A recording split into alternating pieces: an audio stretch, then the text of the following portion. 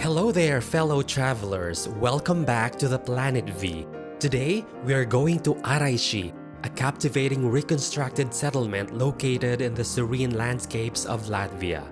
We'll share with you our journey back in time as we explore the tales of the past, the remarkable craftsmanship, and the tranquil beauty that awaits in this fascinating historical place. Upon paying the entrance fee, we explored the Archaeological Park Visitor Center, which offers an exhibition featuring unique artifacts from the lake dwellers' lives and the work of archaeologist Āris Ādlers. Don't miss this unique opportunity to see the excavated objects firsthand before heading to the park itself.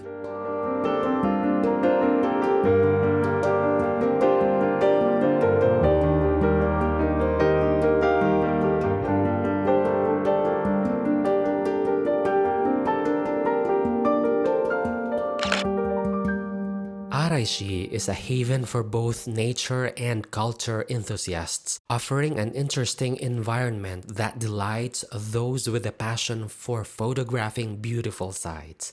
With its seamless blend of natural and man-made wonders, rich in a history spanning over 1,000 years, this place boasts a landscape shaped by the interplay between humanity and nature.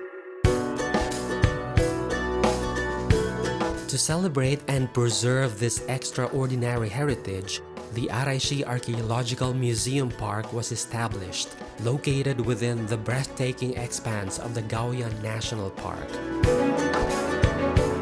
During our trip here, we had the pleasure of visiting several intriguing locations, including the Āraiši Lake Fortress, Araishi Castle Ruins, and the charming Araishi Windmill, which you'll all see in this video. The reconstruction of a 9th to 10th century lake dwelling by the ancient Latgalians holds significant European importance. The fortress has been faithfully reconstructed, drawing from local archaeological excavations, which unearthed an astounding 3,700 ancient artifacts, approximately 100,000 fragmented dishes, and 151 building remains. Through these excavations, it was revealed that the site once housed 5 distinct layers of domestic, household, and fortification buildings.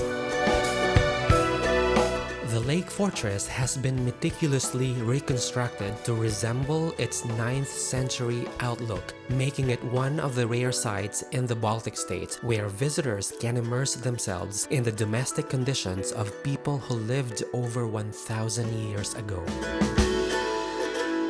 As you see here, the basic wooden platform is constructed on a low island in the lake, featuring a lattice covered with horizontally placed logs.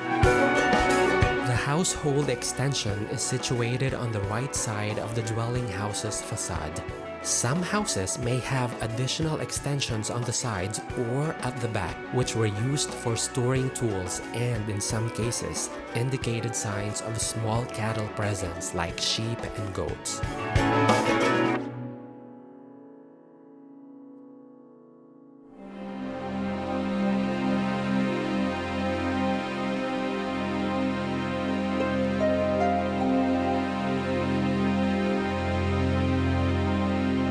A fragment of the defense construction can be found surrounding the settlement, situated along the margin of the platform.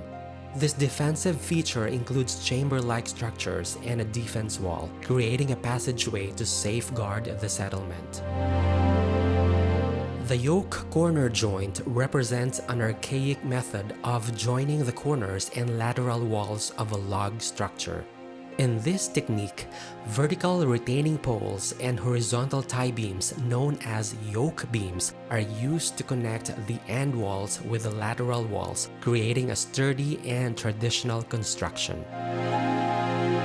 If you look closely, you'll see that dwellings had gabled ridge roofs with multiple layers. Round logs or split planks covered with birch or spruce bark, secured by round or split timber weights supported by knee-shaped timbers to prevent sliding. Some dwelling houses featured sod roofs, which is a layer of grass and soil to add weight and stabilize the roof construction. The dwelling house was a rectangular structure made of horizontal logs featuring a single-room design with a porch and clay stove at the center.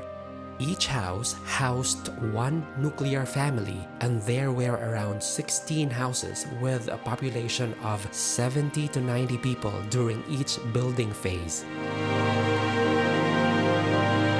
Around 100 meters south of the lake fortress lies the Araishi Castle ruins, a square castellum-type castle situated on the Lake Araishi Peninsula, which was inhabited from the second half of the 14th century until the beginning of the 17th century. Its edges are aligned with the 4 cardinal points and are separated by a visible protective ditch. Notably, the area around Āraiši Lake has a long history of habitation, dating back to the Stone Age.